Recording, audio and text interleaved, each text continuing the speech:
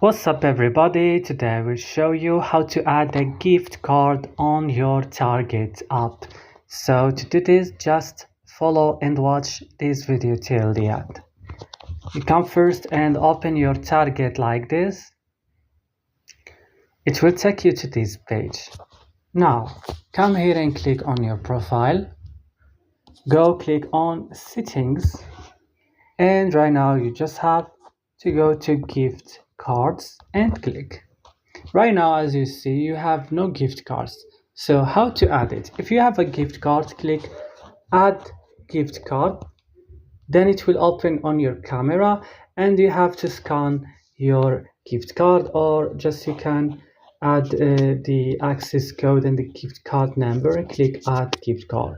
That's all in this video. I hope it was helpful. Don't forget to like and also subscribe, and see you in another tutorial.